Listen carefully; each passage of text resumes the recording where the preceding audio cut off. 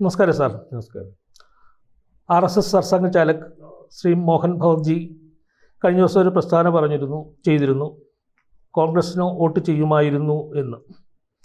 സത്യത്തിൽ 2024 400 സീറ്റ് പ്രതീക്ഷിച്ച് കളത്തിലിറങ്ങിയ BJPക്ക് 230 സീറ്റിൽ ഒതുങ്ങേണ്ടി വന്നത് ഇതുമായിട്ട് കൂട്ടി വായിക്കാൻ പറ്റുമോ? അല്ല, അങ്ങനെ കൂട്ടി വായിക്കാൻ പറ്റുമോ എന്ന് ചോദിച്ചാൽ അങ്ങനെ അതിനുള്ള സാധ്യതയില്ല എന്നാണ് എനിക്ക് എൻ്റെ ഒരു നിരീക്ഷണത്തിൽ മനസ്സിലാകുന്നത്. എന്നാൽ 2024 ഒരുപക്ഷേ ഈ പറയുന്നത് പോലെ RSSO അല്ലെങ്കിൽ ഈ പറയുന്ന അതിനോടനുബന്ധിച്ചിരിക്കുന്ന സംഘടനകളോ വളരെ കൃത്യമായിട്ട് ഇടപെട്ടില്ലായിരുന്നെങ്കിൽ വീണ്ടും മൂന്നാമത് മോദിയുടെ നേതൃത്വത്തിൽ ഒരു ഗവൺമെൻറ് അധികാരത്തിൽ വരത്തില്ലായിരുന്നു എന്നാണ് നമുക്ക് അതിനകത്ത് സൂക്ഷ്മമായിട്ട് പരിശോധിച്ചാൽ മനസ്സിലാകുന്നത്. അതിനപ്പുറമുള്ള വാർത്തകളൊക്കെ അപ്രസക്തമാണ്. കാരണം 2024 ഈ 2014 ശേഷം, അതായത് മോദിയുടെ നേതൃത്വത്തിൽ ഒരു ഗവൺമെൻറ് വന്നതിന് ശേഷം ഇന്ത്യയുടെ പോക്ക്, ഈ പറയുന്നത് പോലെ ഇന്ത്യയുടെ പോക്ക്, പുരോഗതിയിലേക്കുള്ള പോക്ക്, അല്ലെങ്കിൽ ലോകത്തെ ഞെട്ടിച്ചുകൊണ്ടുള്ള ഇന്ത്യയുടെ വളർച്ച, അത് സമസ്ത മേഖലയിലും, അതായത് ഈ പറയുന്ന പ്രതിരോധ മേഖലയിലടക്കം, അല്ലെങ്കിൽ ശാസ്ത്ര സാങ്കേതിക വിദ്യയിൽ, അല്ലെങ്കിൽ ഈ പറയുന്ന ബഹിരാകാശ മേഖലയിൽ, എല്ലാ സമസ്ത മേഖലയിലും അതിൻ്റെ ഒരു വികാസം മറ്റ് പല രാജ്യങ്ങൾ, അമേരിക്ക ഉൾപ്പെടെ, ചൈന ഉൾപ്പെടെ, നമ്മളെ ഇതിനു മുമ്പ്, അതായത് ഈ പറയുന്ന യൂറോപ്യൻ രാജ്യങ്ങൾ ഉൾപ്പെടെയുള്ളവർക്ക് അതൊരു പ്രശ്നമായി. കാരണം അവരുടെ അപ്രമാദിത്യം, അവർക്കപ്പുറം നിൽക്കുന്ന ഒരവസ്ഥയിലേക്ക് ഏത് രാജ്യം വന്നാലും ആ രാജ്യത്തെ കീഴ്പ്പെടുത്തുന്ന ഒരു രീതിയുണ്ട്. ആ രീതിക്ക് അപ്പുറത്തിലേക്ക് പോകുന്നു. അപ്പം തടയിടണം എന്ന് പറഞ്ഞാൽ ആ പറയുന്ന ഇതിനെ അങ്ങനെ കൊണ്ടുപോകുന്ന ആൾക്കാരാണെന്ന് വെച്ചാൽ അവരെ ഒരുപക്ഷെ ജനാധിപത്യ സംവിധാനത്തിൽ കൂടി അവർ വരാതിരിക്കുന്നതിന് വേണ്ടിയുള്ള ശ്രമം. അതിനുവേണ്ടി പല കലാപങ്ങൾ അല്ലെങ്കിൽ നമ്മൾ കണ്ടതാണ്, പല പ്രശ്നങ്ങൾ നമ്മൾ കണ്ടു. അത് CAയുടെ രൂപത്തിലായാലും കർഷക സമരത്തിൻ്റെ രൂപത്തിലായാലും അഗ്നിവീറിൻ്റെ രൂപത്തിലായാലും ഒക്കെ നമ്മൾ കണ്ടു. അപ്പോൾ ഏറ്റവും അവസാനം വരെ പല കലാപങ്ങളും നമ്മൾ കണ്ടാണ്. അപ്പം ആ കലാപങ്ങൾ ഒക്കെ ഉണ്ടായിട്ടും അതിനെയൊക്കെ അതിജീവിക്കാൻ, അല്ലെങ്കിൽ ആ കലാപങ്ങൾ ഓപ്പറേറ്റ് ചെയ്യുന്നവരെ കൃത്യമായിട്ട് അതിജീവിക്കാൻ, എന്ത് വിഷയം വന്നാലും അതിനെ അതിജീവിച്ച് മുന്നോട്ട് പോകുന്നതിന് വേണ്ടിയുള്ള ഒരു സംവിധാനം, അത്തരത്തിലൊരു ഗവൺമെൻറ്, അല്ലെങ്കിൽ അത്തരത്തിൽ അതിനെ നേതൃത്വം കൊടുക്കാൻ പറ്റുന്ന ഒരു സംവിധാനം തന്നെ ഒരുക്കുക. അതിന് നേതൃത്വം നരേന്ദ്രമോദിയാണ്, നമ്മുടെ പ്രധാനമന്ത്രി. അപ്പം അത് മാറ്റിയേ മതിയാവത്തുള്ളൂ. അപ്പം അതിൻ്റെ ഡീപ് സ്റ്റേറ്റിൻ്റെ ഒരു വർക്ക്, അതായത് അമേരിക്കയുടെ ഒരു വർക്ക്. കാരണം ഇത്തരത്തിൽ ഒരു രാജ്യം മുന്നോട്ട് പോകുന്നത് 50 കൊല്ലം പുറകിൽ നിന്നാൽ, അല്ലെങ്കിൽ 50 കൊല്ലം കഴിഞ്ഞ് അമേരിക്കയെ മറികടക്കാൻ സാധ്യതയുള്ള രാജ്യത്തെ പോലും അവർ ഈ പറയുന്നത് പോലെ മുന്നോട്ട് വിടുന്ന ഒരു അവസ്ഥയാണ്. വളരെ മുൻകൂട്ടിയുള്ള അതെ. അപ്പം അത്തരത്തിൽ വന്നപ്പോൾ ഈ പറയുന്ന 2024 ഈ പറയുന്ന നമ്മൾ കേട്ടിട്ടുണ്ടായിരുന്നല്ലോ ഡീപ് സ്റ്റേറ്റ്. ഡീപ് സ്റ്റേറ്റ് ആരാണെന്ന് ചോദിച്ചാൽ അതൊക്കെ ഈ പറയുന്നത് നമുക്കറിയാവുന്ന ഒരു ജോർജ് സോറസ്, അല്ലെങ്കിൽ അതിൻ്റെ പുറകിലുള്ള ഒരു സംവിധാനം. ആ സംവിധാനം ഈ പറയുന്ന പല NGOയുടെ രൂപത്തിലും, ഈ പറയുന്നത് പോലെ കെജ്രിവാളിൻ്റെ രൂപത്തിൽ, നേരെ നമുക്ക് ഏറ്റവും പറഞ്ഞുകൂടായെങ്കിലും നമ്മുടെ പ്രതിപക്ഷ നേതാവിൻ്റെ രൂപത്തിൽ, ഈ പറയുന്ന പ്രശാന്ത് ഭൂഷണിൻ്റെ രൂപത്തിൽ. പ്രശാന്ത് ഭൂഷണൊക്കെ നമ്മൾ അറിയത്തില്ല, ഏറ്റവും നല്ല ഇവിടെ അവതരിപ്പിച്ചേക്കുന്ന പ്രകൃതി സ്നേഹി, അല്ലെങ്കിൽ ഏറ്റവും നല്ല വക്കീൽ, അല്ലെങ്കിൽ ഇത്തരത്തിലുള്ള ഒരാളിൽ, അങ്ങനെ പല രൂപത്തിൽ നമ്മൾ അറിയാൻ വയ്യ, പല വേഷത്തിൽ, പല വേഷത്തിൽ, പല ഭാഗത്തിൽ. നമ്മൾ വിചാരിക്കുന്നത് അവരുടെ മുഖം കാണുന്നതല്ല, അവർക്ക് മുഖംമൂടി ഉണ്ടായിരുന്നു. അവരെന്തോ സമൂഹത്തിന് വേണ്ടി വലിയ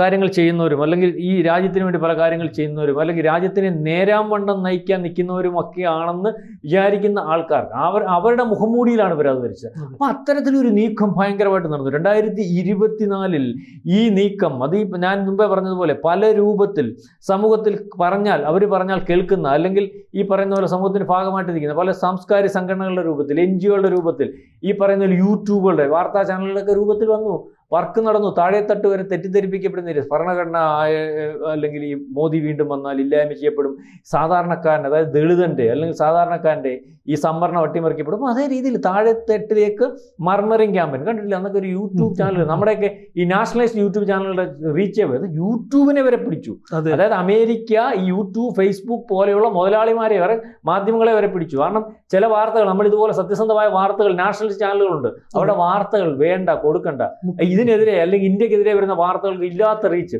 4 കോടി 5 കോടി ഒരു ദിവസം വ്യൂവേഴ്സ് വരികയാണ്. ആ രീതിയിലേക്കെല്ലാം പ്രവർത്തിച്ചു. ഇതിനെയൊക്കെ അതിജീവിക്കാൻ, ഇത് കണ്ട് ഇതിനെ അതിജീവിക്കാൻ താഴെ തട്ടിൽ ഈ പറയുന്ന പോലെ സാധാരണക്കാരുടെ ഇടയിലേക്ക് ഇറങ്ങിച്ചെന്നത് RSS ആണ്. RSSന് ഡീപ് സ്റ്റേറ്റ് ഒക്കെ RSSന്റെ മുമ്പിൽ ഒന്നുമല്ല. RSS എന്ന് പറയുന്ന സംഘടനയെ പറ്റി ഇവർക്കാർക്കും അറിയത്തില്ല. അദ്ദേഹം പറഞ്ഞു, ഞങ്ങൾക്ക് രജിസ്ട്രേഷൻ ഒന്നുമില്ല, ഞങ്ങൾക്ക് ഈ പറയുന്ന പോലെ അംഗത്വ വിതരണമില്ല. ബ്രിട്ടീഷുകാരുടെ കാലത്തുണ്ടാക്കി, അന്ന് ബ്രിട്ടീഷുകാരുടെ കീഴിൽ രജിസ്റ്റർ ചെയ്യണമെന്ന് തീരുമാനിച്ചിട്ടായിരുന്നു. അതിനുശേഷം ഇങ്ങോട്ട് വന്നപ്പോൾ അങ്ങനത്തെ ഒരു നിയമം കർക്കശമായിട്ടൊന്നും വന്നിട്ടില്ല. മാത്രമല്ല ആവശ്യം പോലെ ഉള്ള ആൾക്കാർ ഇതിനകത്തുണ്ട്. മാത്രമല്ല അംഗീകരിക്കാത്ത സംഘടനയാണെങ്കിൽ ഞങ്ങളെ 3 വട്ടം നിരോധിച്ചില്ലേ.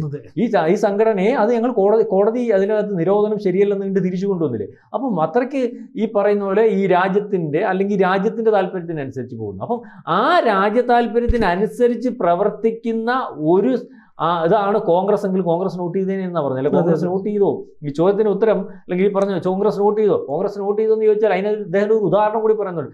കോൺഗ്രസിന് വോട്ട് ചെയ്തേനെയും ഒരുപക്ഷെ ഞങ്ങൾ വോട്ട് ചെയ്യുന്ന ഒരു സാഹചര്യത്തെ പറ്റി നമ്മൾ ആലോചിച്ചേനെ. ഞങ്ങളുടെ ഒരു തീരുമാനം, രാമജന്മഭൂമിയുടെ ഒരു തീരുമാനം, രാമക്ഷേത്രത്തിൻ്റെ ഒരു തീരുമാനം, അതിനകത്ത് കോൺഗ്രസ് ഞങ്ങൾക്ക് അനുകൂലമായിട്ട്, ഞങ്ങളുടെ കർഷകർക്ക് അനുകൂലമായിട്ട്, ഞങ്ങളുടെ ഈ പറയുന്ന RSSന് അനുകൂലമായിട്ട്, അവരുടെ താല്പര്യത്തിന് അനുകൂലമായിട്ട് നിന്നായിരുന്നെങ്കിൽ അന്ന് നമുക്ക് ആലോചിക്കേണ്ടി വന്നു. പക്ഷേ അവർക്ക് അനുകൂലമല്ല. അപ്പോൾ കോൺഗ്രസ് എന്ന് പറയുന്നത് ഒരിക്കലും രാജ്യ താല്പര്യത്തിനും ഇന്ത്യയുടെ താല്പര്യത്തിനും അനുസരിച്ച് നിൽക്കുന്ന ഒരു സംഘടനയല്ലെന്ന് പലവട്ടം, ഒരു ഉദാഹരണം മാത്രമേ പലവട്ടം പരിശോധിക്കുന്നുണ്ട്. അപ്പം ദേശസ്നേഹം അല്ല രാജ്യസ്നേഹം, അതിനകത്ത് ജാതിയോ മതമോ വർഗമോ വർണ്ണമോ അവർ കാണുന്നില്ല. ഒരു ഇപ്പോൾ ഹിന്ദുക്കൾ എന്ന് പറയുന്നത് ഇന്ത്യയെ സ്നേഹിക്കുന്ന, അതിനകത്ത് ക്രിസ്ത്യാനി ഉണ്ടാവാം, മുസ്ലിം ഉണ്ടാകാം, ഹിന്ദു ഉണ്ടാവും, അല്ലെങ്കിൽ നമ്മുടെ ദേശീയത, നമ്മുടെ പുരോഗതി, നമ്മുടെ താല്പര്യം, ആ താല്പര്യത്തിനനുസരിച്ച് നിൽക്കുന്ന മൊത്തം ആൾക്കാർ ഹിന്ദുക്കളാണ്. അതിനകത്ത് ഹിന്ദുവിൻ്റെ സംസ്കാരം പറയുന്ന പോലെ ചില ഹിന്ദു അല്ലെങ്കിൽ ഹിന്ദു എന്ന് പറയുന്നത് നമ്മൾ വിചാരിക്കും അതൊരു സംസ്കാരത്തിന്. ഹിന്ദുവിൻ്റെ സംസ്കാരം രാമനെയും ലക്ഷ്മണനെയും അല്ലെങ്കിൽ ഈ പറയുന്ന മഹാവിഷ്ണുവിനെയും ശ്രീകൃഷ്ണനെയൊക്കെ പ്രാർത്ഥിക്കുന്നവർ അതിൻ്റെ ആചാരത്തിനനുസരിച്ച് പോകുന്നവർ കാണും. അല്ലെങ്കിൽ ഈ ക്രിസ്ത്യാനി എന്ന് പറഞ്ഞാൽ വേറെ തരത്തിലേക്ക്, മുസ്ലിം എന്ന് പറഞ്ഞാൽ വേറെ തരത്തിലേക്ക്. അപ്പോൾ ഇതിനകത്ത് ഇവരെല്ലാം ഹിന്ദുക്കളാണ്. കാരണം ഇവരെല്ലാം പല രീതിയിലാണെങ്കിലും ഈ രാജ്യം ഭാരതം എന്ന് പറയുന്ന, ഇപ്പം ഭാരതം എന്ന് പറയുന്ന വിശാലമായിട്ടൊന്നും പറയാൻ പറ്റില്ല. നമ്മൾക്കറിയാമോ നമ്മളിപ്പോൾ ജീവിക്കുന്ന, ഇപ്പം നമ്മൾ ലോകത്ത് ഉൾക്കൊണ്ടിരിക്കുന്ന ഒരു ഇന്ത്യ മഹാരാജ, അതിനെ നമുക്ക് ഭാരതം എന്ന് വിളിക്കാം. ആ ഭാരതത്തിൻ്റെ താല്പര്യവും ആ ഭാരതത്തിൻ്റെ സംസ്കാരവും അതിൻ്റെ പുരോഗതിയും അല്ലെങ്കിൽ പോകുന്ന പോലെ എല്ലാവരെയും, എല്ലാ ആൾക്കാരെയും ഒരുപോലെ അല്ലെങ്കിൽ കണ്ട് മുന്നോട്ട് പോകുന്ന ഒരു അവസ്ഥയുണ്ടാകും. അല്ല, അത് തന്നെയാണ് മോഹൻ ഭഗത് പലവട്ടം പറഞ്ഞത്. പക്ഷേ ഇതിനകത്ത് ഈ വോട്ടിൻ്റെ കാര്യം ഒരു പക്ഷേ ഈ 2024 ഈ പറയുന്നത് പോലെ BJPക്ക് അനുകൂലമായിട്ട് RSS തീരുമാനമെടുത്ത് പ്രവർത്തിച്ചില്ലായിരുന്നെങ്കിൽ ഈ രാജ്യവിരുദ്ധ ശക്തികളുടെ നീക്കം, അതായത് ഡീപ് സ്റ്റേറ്റിൻ്റെ നീക്കം, ജോർജ് സോർസിൻ്റെ നീക്കമൊക്കെ ഇവിടെ നടന്നതിന്, അത് വളരെ വലിയ വലിപ്പത്തിൽ നടന്നതിൻ്റെ ഭാഗമായിട്ടും RSS വലിയ വലിപ്പത്തിനകത്ത് ഇടപെട്ടതിൻ്റെ ഭാഗമായിട്ടാണ് വീണ്ടും അധികാരത്തിൽ വന്നത്. അധികാരത്തിൽ വരുന്നതിനകത്ത് BJPക്ക് കേവല ഭൂരിപക്ഷം അല്ലെങ്കിൽ ഒറ്റയ്ക്ക് ഭൂരിപക്ഷം അതിന് മുമ്പത്തെ 2 പ്രാവശ്യത്തെ അപേക്ഷിച്ച് നോക്കുമ്പോൾ ഇല്ലായിരുന്നു. പക്ഷേ അതിനെക്കാട്ടി വലിയ ശക്തമായിട്ടുള്ള ഒരു ഗവൺമെൻറ്റാണ് ഇപ്പോൾ ഭരിച്ചുകൊണ്ടിരിക്കുന്നത്. കാരണം ഒറ്റയ്ക്ക് ഭൂരിപക്ഷം ഇല്ലാത്തത് അതിനെ പിന്തുണച്ചിരിക്കുന്നവർക്ക് പിന്തുണ പിൻവലിച്ചാൽ അവർക്ക് നിലനിൽപ്പില്ലാത്ത രീതിയിലേക്കുള്ള ഒരു സംവിധാനമാണ്. ഇവരപ്പുറത്ത് പോയാലും ഗവൺമെൻറ് ഉണ്ടാക്കാനൊന്നും പറ്റില്ല. പിന്നെ ഈ പറയുന്ന പിന്തുണ വെച്ചിരിക്കുന്ന ഒന്ന് ഈ പറയുന്ന ജഗദീഷ് കുമാറും ഒന്നും റാവുവാണ്. അതെ റാവു.